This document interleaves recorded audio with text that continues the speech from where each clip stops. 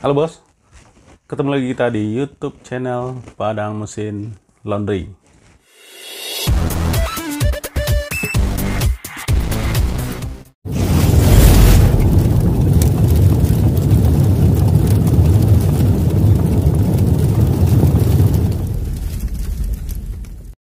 Nah, bagi Anda yang belum subscribe, silakan subscribe dulu di channel saya ya. Silakan klik tombol subscribe dan aktifkan lonceng pemberitahuannya. Oke, saya tunggu ya. 1, 2, 3, 4, 5. Oke, terima kasih bagi Anda yang sudah subscribe. Nah, kali ini kita akan membahas pertanyaan yang sering ditanyakan pada saat ini oleh para pengusaha laundry ke saya. Di mana saat ini kita lagi ada di masa pandemi corona ya. Nah, itu akan sangat berdampak kepada khususnya usaha laundry. Nah, dan teman-teman pengusaha laundry banyak yang bertanya tentang bagaimana kiat menghadapinya. Memang semua lini usaha termasuk laundry sekarang pasti akan turun efeknya karena memang kita disuruh di rumah kan. Nah,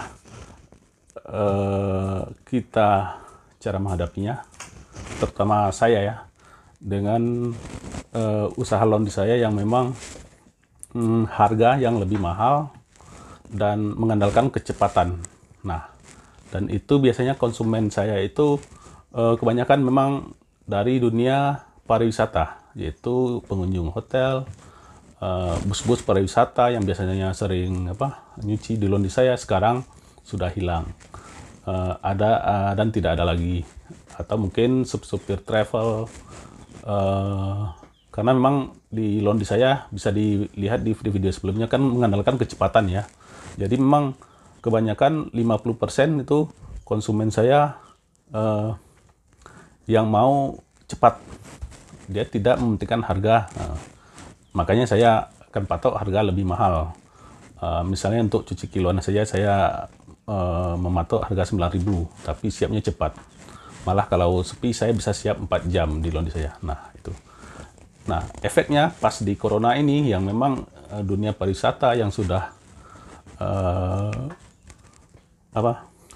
hancur ya omsetnya, karena memang pengunjung tidak boleh datang ke kota saya, umumnya kota Bukit Tinggi ini yang memang kota wisata ya. Nah, itu sangat berdampak ya, sangat berdampak untuk utamanya laundry yang seperti saya. Mungkin untuk laundry yang sistemnya lain mungkin tidak terlalu pengaruh, tapi pada umumnya saya jamin itu pasti akan menurun ya. Nah, bagaimana saya untuk menanggapinya? Nah, yang pertama itu memastikan omset sekarang untuk yang biasa ya, yang konsumen yang di luar pariwisata itu, yaitu dengan konsumen yang rumahan, yang memang dia tidak sensitif harga, dia tetap masih berlangganan dengan laundry saya. Dan sekaligus saya juga meyakinkan bahwa kita di laundry menerapkan aturan atau SOP khusus yang sesuai dengan anjuran pemerintah tentang pandemi ini. Contohnya mungkin karyawan saya tetap memakai masker, memakai sarung tangan wajib ya, dan sebelum kain itu dikerjakan dia akan disemprot desinfektan dulu. Itu untuk karyawan saya, dia wajib melakukan itu. Nah, untuk konsumen yang datang pun wajib sebelum masuk ke laundry saya, dia wajibkan dulu cuci tangan dan pakai masker untuk mengantar atau mengambil kain di laundry saya. Nah, itu sudah dilakukan. Jadi itu membuat konsumen yakin bahwa di laundry kita tidak sembarangan, tetap melakukan anjuran sesuai dengan pemerintah. Jadi dia yakin bahwa di laundry tidak akan berpotensi bisa menularkan virus ya, karena kita sesuai dengan SOP-nya. Nah, dalam proses laundry, saya juga membuat SOP khusus itu, yaitu kain yang datang itu tidak didetail hitungnya. Kalau biasa kan dihitung detail, sekarang tidak, karena memang dia kasusnya seperti ini. Jadi kain datang itu langsung kita semprot desinfektan untuk mengamankannya ya, desinfektan, terus langsung masuk mesin cuci, terus kita pakai deterjen yang memang ada anti desinfektannya, atau anti bakteri atau antivirus. Kita menggunakan deterjen yang memang standar ya, standar untuk laundry.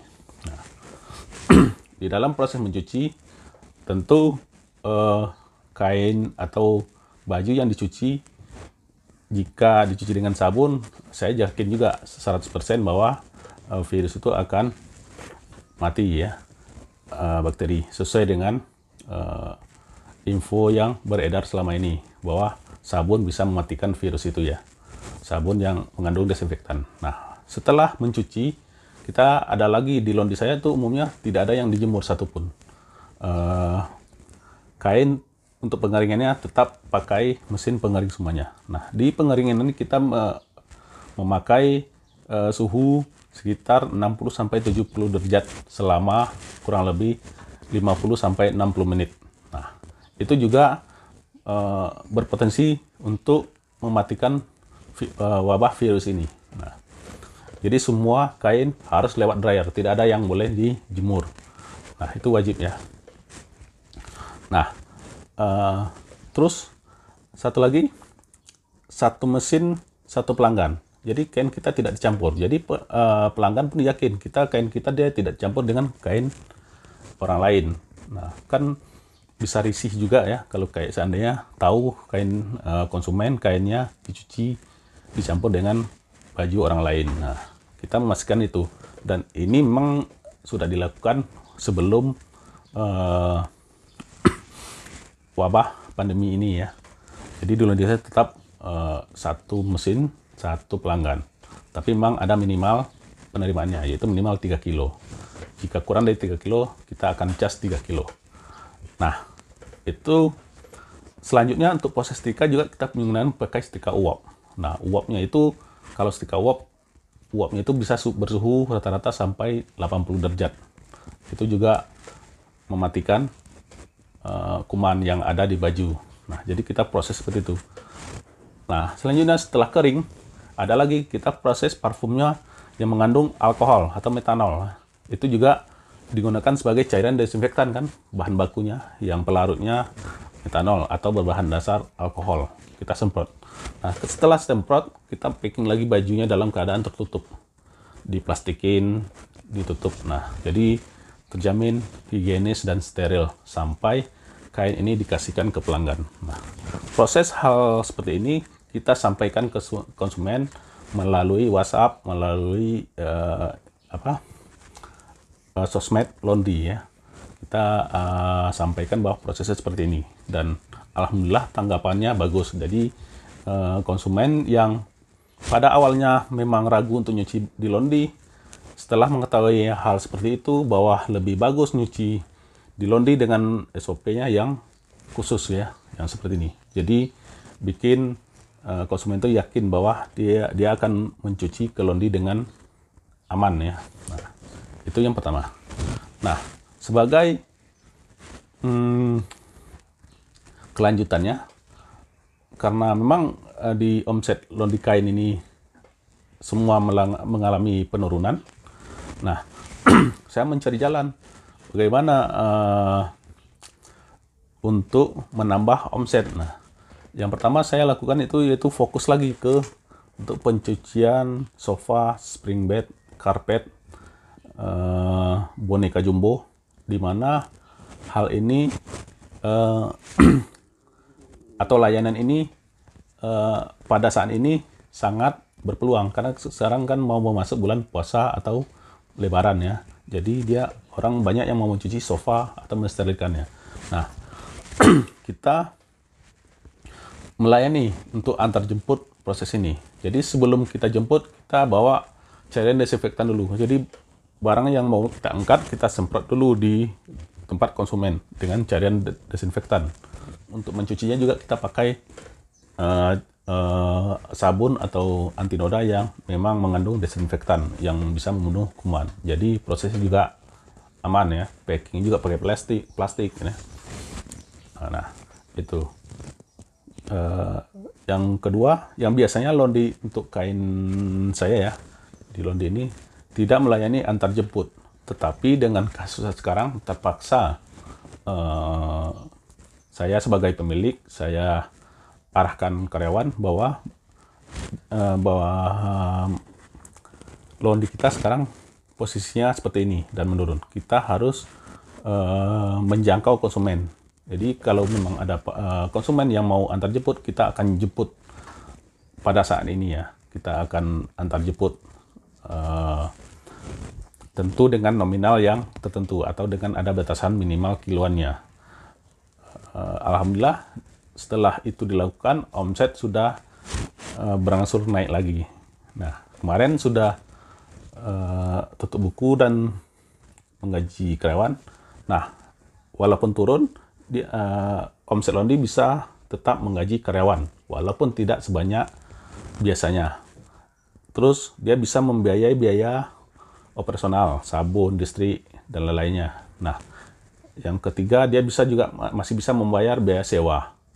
Nah, yang sekarang labanya untungnya ya, memang tidak sebanyak bulan-bulan biasa yang bisa sampai 40-50% dari omset. Nah, sekarang memang sedikit, 10% atau 15%, tapi itu saya syukuri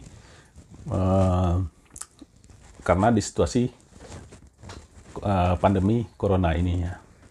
Nah, mudah-mudahan omset tetap terus meningkat dan stabil sehingga saya tidak perlu merumahkan karyawan atau memberhentikan karyawan atau menutup usaha Laundry saya yang dimana di situ banyak karyawan saya yang menggantungkan ekonominya ya. Jadi dengan cara tersebut bisa menyelamatkan usaha Laundry saya. Nah, kira-kira begitu yang saya lakukan. Nah, bagaimana dengan Laundry Anda? Mudah-mudahan juga tetap bisa survive ya, karena kita dengan skala UKM seharusnya bersemangat dan pantang mundur ya. Kita mencari cara bagaimana untuk menyelamatkan usaha Laundry di tengah krisis atau pandemi corona ini. Nah, mungkin ada lagi ide-ide untuk dari teman lain, silahkan cantumkan di komen nanti idenya apa untuk menambah omset usaha Laundry. Nah, mungkin salah satu contoh mungkin ada yang melakukan mungkin karena dia punya kontak konsumen yang loyal, dia bisa memasarkan produk lain sementara mungkin memasarkan masakannya, memasarkan hand sanitizer, sabun cuci tangan atau masker. Nah, dengan melalui sosmed seperti kontak WhatsApp, Instagram, atau Facebook yang selama ini sudah mempunyai konsumen atau follower yang loyal. Nah, kira-kira begitu. Oke, sampai di sini video saat ini. Jika Anda mau lihat promo mesin Laundry, silakan follow Instagram kita di @padangmesinlaundry ya, di bawah ini. Nah, jika Anda mau transaksi atau mau beli mesin Laundry, mau peralatan Laundry, mesin cuci sofa, sering bed, mesin Laundry koin, dan lain-lain sebagainya, Anda bisa kontak WhatsApp saya di bawah ini. Oke, sampai bertemu di video berikutnya. Bye-bye.